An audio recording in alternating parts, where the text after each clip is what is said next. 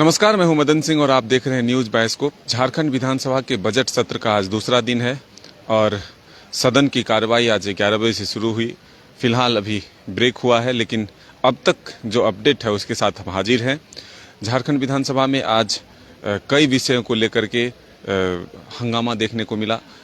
सबसे पहले नेता प्रतिपक्ष की मांग को लेकर के जिस तरह से बीजेपी के विधायक सदन के बाहर आवाज उठा रहे थे, वैसे ही जैसे ही सदन की कार्रवाई शुरू हुई वहां भी उन्होंने इस चीज़ की मांग को रखा।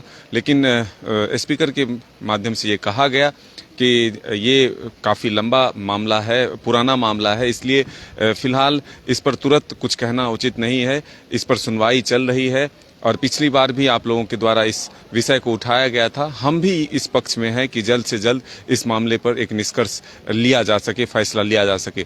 लेकिन वहीं आज मुख्यमंत्री प्रश्नकाल भी चला, सदन की कार्रवाई सुचारू रूप से चली। ऐसे में कई विषय ऐसे आए जिसको लेकर के मुख्यमंत्री ने जवाब भी दिया सदन में। सुदेश महतो जो आजसू के विधायक हैं और आजसू सुप्रीमो भी हैं, उन्होंने भी यह प्रश्न उठाया था कि 1932 के खतियान लागू करने को लेकर के सरकार की क्या मंशा है, कब तक इस पर एक स्पष्ट दिशा निर्देश निकल कर आता है। वहीं उनके ही विधायक लंबोदर महतो ने ये कहा कि जो बिना आरक्षण के लोग हैं, जो सामान्य कैटेगरी के लोग हैं, उन्हें भी जो लोग केंद्रीय संस्था में नौकरी करते हैं या फिर दूसरे राज्यों में नौकरी करते हैं, तो फिर उनके बच्चे अगर 10वीं और 12वीं कहीं दूसरी जगह से पास करते हैं तो फिर उन्हें तृतीय और चतुर्थ वर्ग के नौकरी से क्यों वंचित रखा जा सके। इसको लेकर के क्या कुछ सरकार के पास निर्णय है। तो ऐसे में संसदीय कार्य मंत्री और ग्रामीण विकास आलमगीर आलम ने यह कहा कि सरकार जल्द से जल्द एक त्रिस्तरीय समिति बना करके इस पर निर्णय लेगी। लेकिन वहीं इस विषय पर मुख्यमंत्री ने कहा कि यह न्यायालय में मामला है, इसको लेकर के कई बार पहल किए गए कई सरकारों के माध्यम से, लेकिन कहीं न कहीं एक स्पष्ट डिसीजन नहीं लिया जा सका।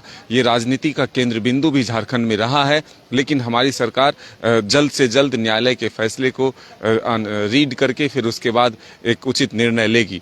तो आज सदन में सबसे अगर प्रमुखता से विषय उठा है तो वह है स्थानीय नीति, नियोजन नीति को लेकर के। साथ ही जो अनुसूचित जनजाति छात्र हैं और जो सरकार ने एक योजना शुरू की है कि उन्हें स्कॉलरशिप देकर के विदेशों में पढ़ाया जा सके, तो ऐसे में बीजेपी के विधायक नारायण दास ने यह मांग की कि इस वर्ग के बच्चों को तो सरकार प्रोत्साहन दे ही रही है, साथ ही इसमें अन्य वर्गों के बच्चों को भी शामिल किया जाए। और मुख्यमंत्री ने आश्वासन भी दिया है कि अगले वर्ष में अन्य वर्गों के बच्चों को भी इसमें शामिल किया जाएगा, इसके दायरे को बढ़ाया जाएगा।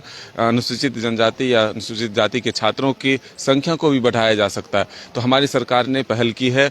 तो अब आज के सत्र के दौरान अब तक की जो कार्रवाई हुई है, इसमें वित्त मंत्री रामेश्वर उरांव ने अनुपूरक बजट यानी तृतीय अनुपूरक बजट भी सदन में पेश किया है। 2698 करोड़ दशमलव 14 लाख रुपए के अनुपूरक बजट आज सदन में पेश किए गए। तो जिस तरह से बीजेपी के तेवर सदन के बाहर तल्ख दिख रहे थे, वैसे ही शुरुआत में उन्होंने दिखाया। लेकिन आज सदन की कार्रवाई सुचारू रूप से अभी तक चली है। फिर उसके बाद आज भी 4 घंटे के कार्यवाही अभी बचे हुए हैं सदन के। तो इसमें देखना होगा कि सत्ता पक्ष और विपक्ष की तरफ से क्या कुछ वाद विवाद होते हैं।